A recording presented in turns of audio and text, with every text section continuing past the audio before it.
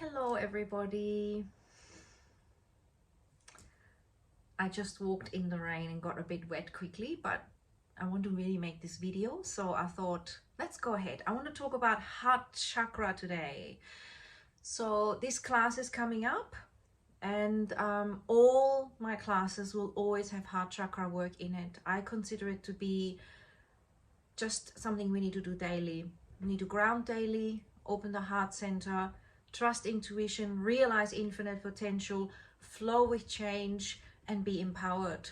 Speak our truth, hear our truth, know when silence is important. So I'm going to talk about heart chakra in particular. So check out my other videos if you haven't already, where I talk about trusting our gut, which is so important, which is linked with gut health as well.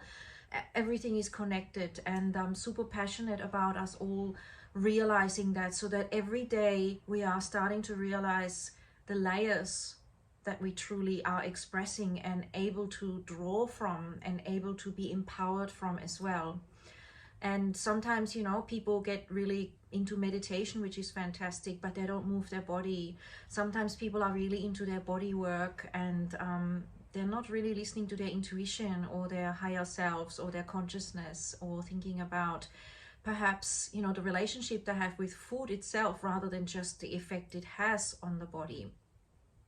So there are many layers to everything, and really when it's the right thing, ultimately, although every aspect of your journey is right in that moment, but when it feels the best is when it all clicks. It's like a lock and key, like a really complicated safe, and it's got many parts to it, and it just all clicks into place. It's like your heart is involved, your intuition, your digestion, what you're eating, the people you're around, all of it. And when it comes to the heart center, it's about how we breathe.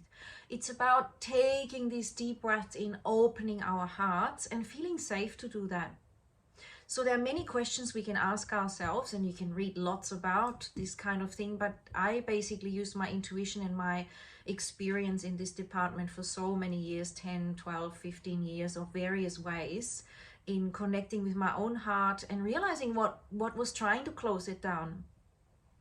For example, it's really helpful to realize that, oh, how do I close my heart, or dim my light is the same sort of thing. And what is it that causes it for me? What are those patterns? When is it that I feel small and want to, you know, so shoulders slouching forward is very protective of your heart. And we've got secondary breathing muscles here, and as we keep our shoulders tight, we're not opening up to breathe fully into the upper lobes of the lungs. And of course, as we lengthen down and relax the belly, we can embrace the lower lobes of the lungs. So why am I talking about lungs and the breath? Because the heart chakra is all about the air element. So it's how we breathe, the breath of life. It's the unstruck sound. It's the heartbeat. It's the pulse of life.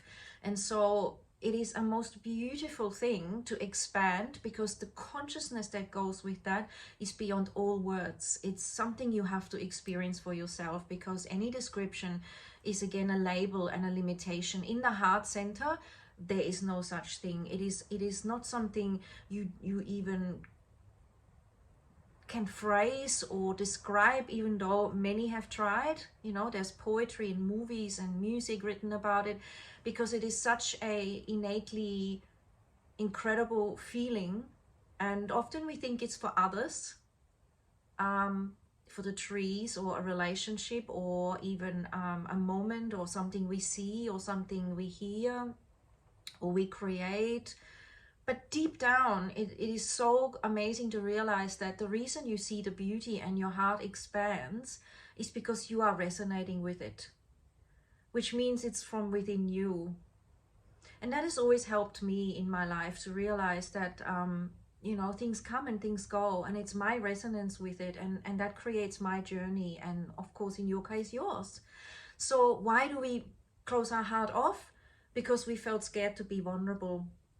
You know, we were doubted, we were hurt, either from behind the heart chakra at the back, or straight out in the front, just not allowed, just made to feel small, just not feeling like we can breathe at ease. Even coming in your childhood into an environment where parents have a lot of tension, and you feel that if you make the wrong move, if you breathe fully and maybe make a sound or express something, it won't be understood. It'll be something where you get shut down, and then we naturally in the anxiety hold the breath, we freeze, we tighten up. So that can become a habit from childhood, from birth in fact, if the birth and the breathing that originated from there wasn't natural. These are very deep contemplations, because the way we are birthed even affects the way we breathe, which affects the way we do life. And the way we do one thing is often the way we do most other things. So very, very interesting. And in my classes, we will tap into the unconscious dimensions of that. We will go meditative. And so this time we will also go into journaling as we do, but we will also do physical exercises, opening the heart, linking that as it does to the arms in particular, shoulders, arms, fingertips. If you've got any issues in those areas and you are aware of them since some time, it's a pattern of self-sabotage in your heart center, and that can be released. That's the good news. I'm not here to spread any bad news. I'm here to remind everybody that we can shift that. Everything is vibrational, energetic, with emotional root causes and programmings that can be changed. Nothing is set in concrete, and that is so good. So we get to flower, we get to change, we get to move, very much like nature. We let go, we breathe in and take life in, we release and let things go. These are all the choices we get to make. But when the unconscious is designed to protect us and it's programmed from trauma, it becomes really hard to activate that freedom. So this is where I offer private sessions and have helped many women release those programs from childhood, from birth, or going all the way back even further, because we are actually very sentient the whole time. We are sentient, and the cellular and DNA memory is endless. We are also perceiving our ancestors' issues and expressing them. So you might be experiencing your grandmother's fear of what happened when she fell in love, or when her heart was broken, or when she had to go through trauma, or didn't get a chance to grieve the loss of a child, like happened to so many during those olden days where there was no counseling, and children died in the war, or of diseases, or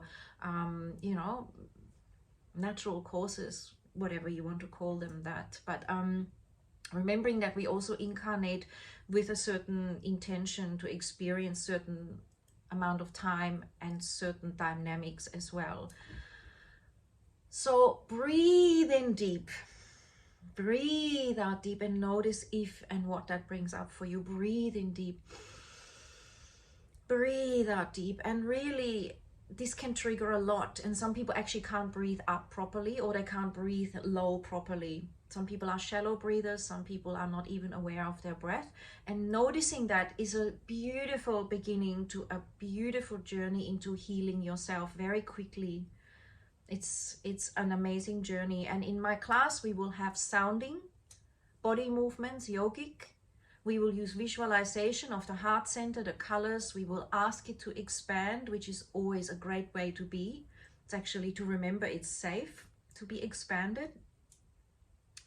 To notice if there's barriers and embrace those with love and compassion, and to ask ourselves to remember so we can forgive and release.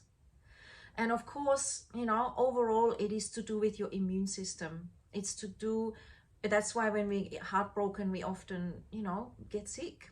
It's your thymus gland, and they're linked.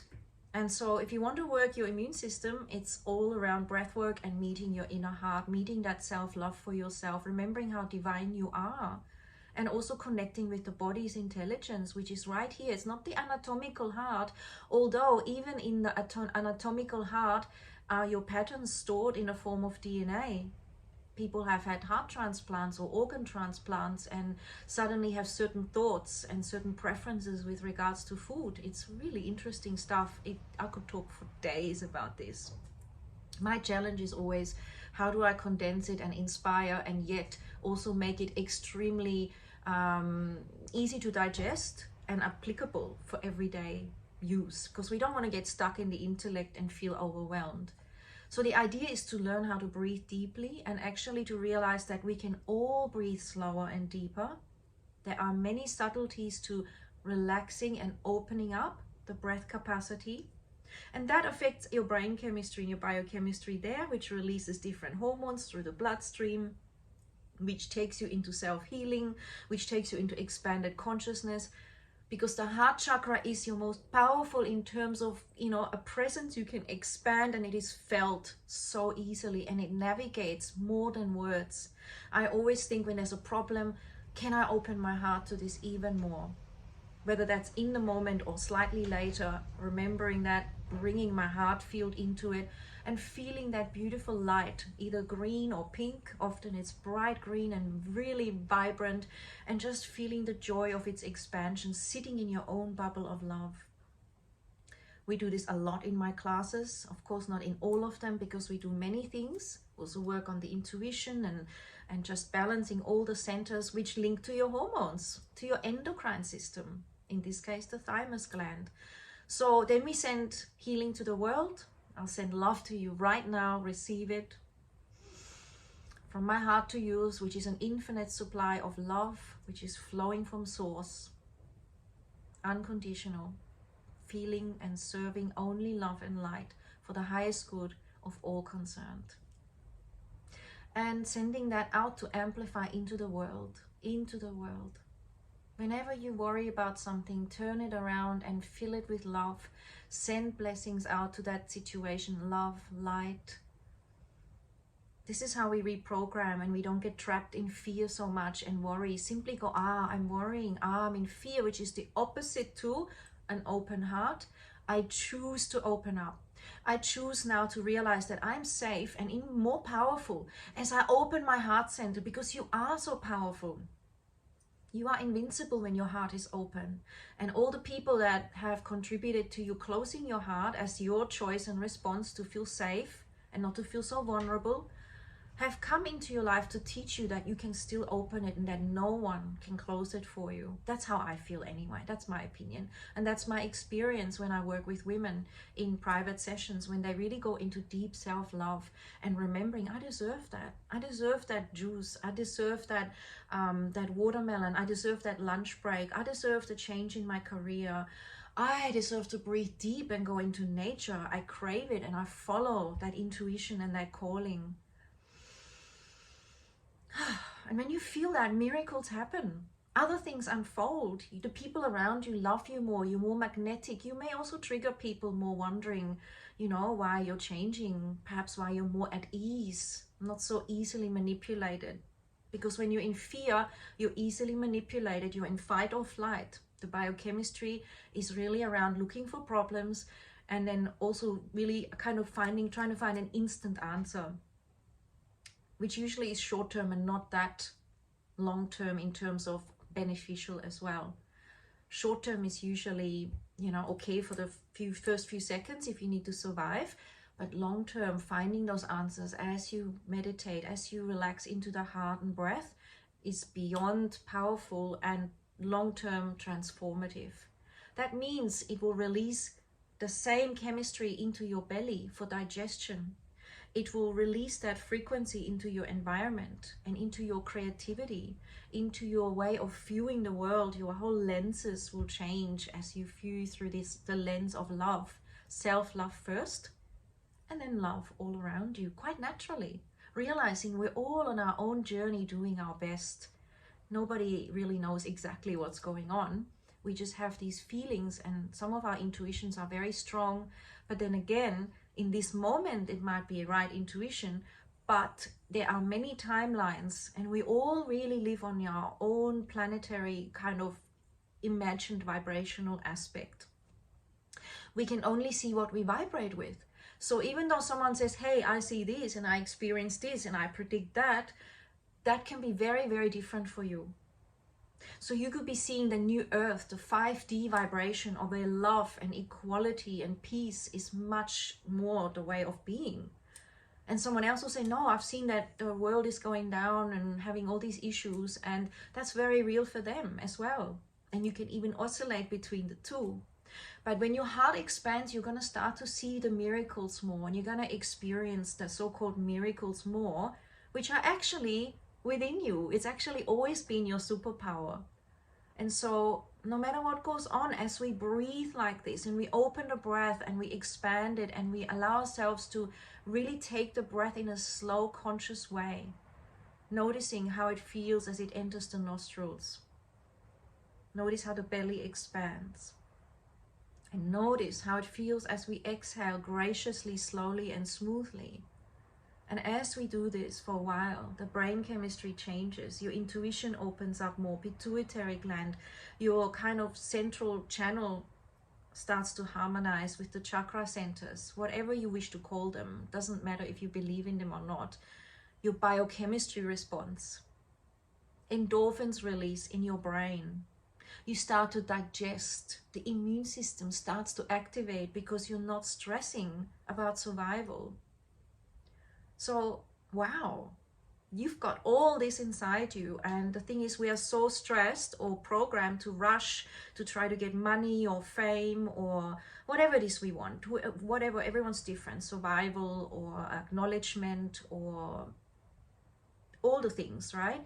That often, because of that stress, we really think, surely meditation isn't that powerful. I need a solution. I need to be validated. I need recognition or whatever it is people want. And really it's inside you right now.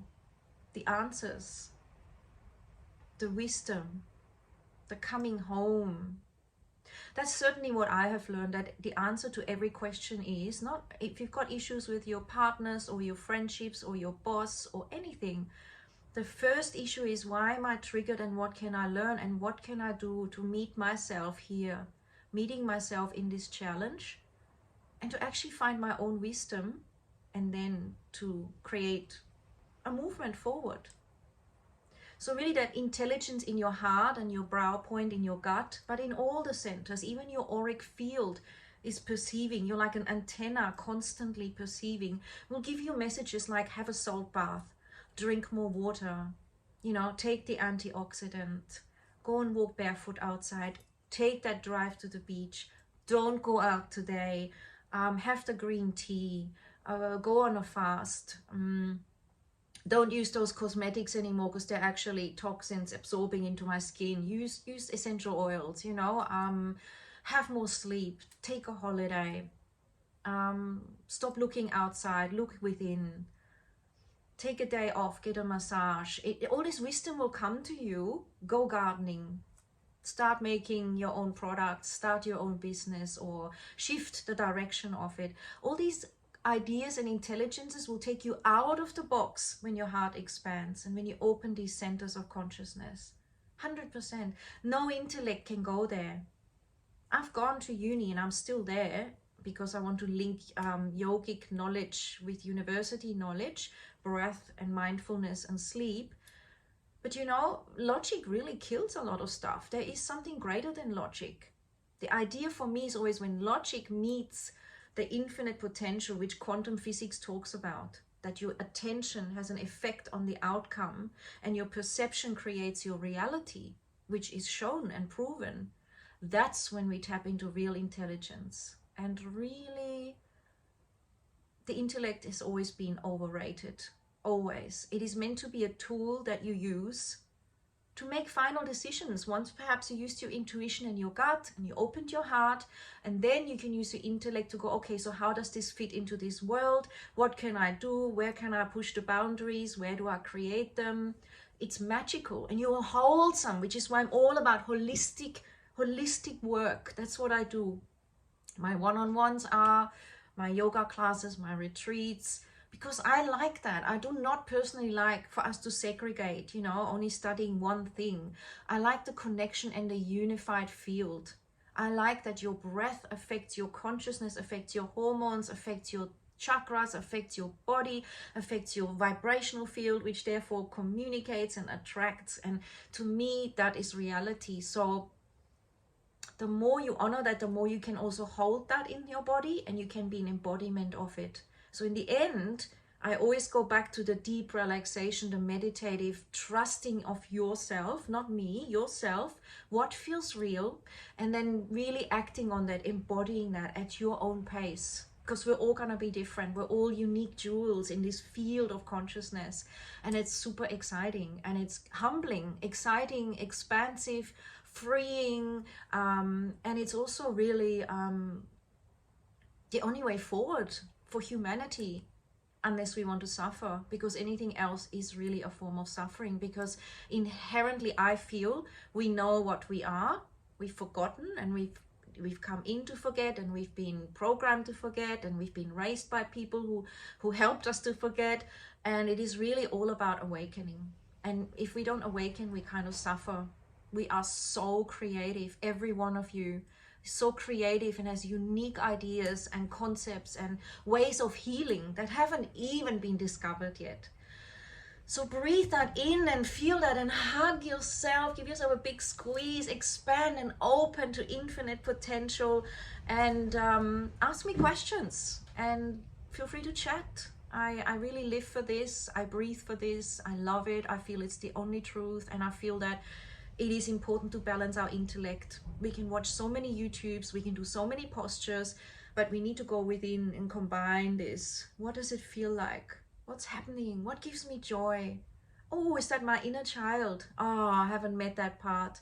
Oh, I abandoned this. Now I'm going to embrace it. That is the real healing, and you are doing that. Even if you're with a healer or you come to a session, you are the one who has to be ready for that. And it takes courage, some people say, but in my opinion, that's mine. It takes much more courage to ignore that and to keep suffering, because the beauty and joy in our heart is so beyond words in all of us. And I see this in humans. Even people that are really cruel, they're just craving love. They're craving to feel good and belong. They're craving to have every cell of their being come to life through this inner recognition. So even people that are grumpy or angry or even mean, nasty or dark, they don't look happy. I've never seen someone like that looking happy. I've met them. I was interested and I wanted to know, how does it work when you're grumpy or a narcissist or evil, or you like to make people suffer, or never happy? It can't be. It's not a happiness thing. It's a power drive and a false ego with temporary not cortisol, maybe cortisol release, but also temporary endorphin release through some weird neurological concepts of what gives you power. It's not love, and it's not growth, and it's not DNA amplification into your true potential. We haven't even awakened all our DNA yet. And guess what? If you're going through a tough time, this is what I always say to myself and to others, the highest thing you can do is to find something you're grateful for, focus on it, and send love out, and try to find everything that gives you joy, whether that's a flower or a glass of water, and keep choosing love, no matter what's going on, no matter what's happened, no matter what you've done, no matter what others have done, doesn't matter. Again, even transforming anything into love again. I'm feeling love, I'm feeling my awakening, I'm feeling my alignment, I'm on a journey. There'll be ups and downs, corners, unknowns, knowns. It's all part of everyone's life. So even though we're very different, we're also very much the same. So I hope that this helps, and I look forward to seeing you in class. Let me know if you're attending. I do need that because classes tend to fill up. There's a retreat coming up as well, which is already filling up, and that's very true. I'm not just saying that as a gimmick to get people to sign up.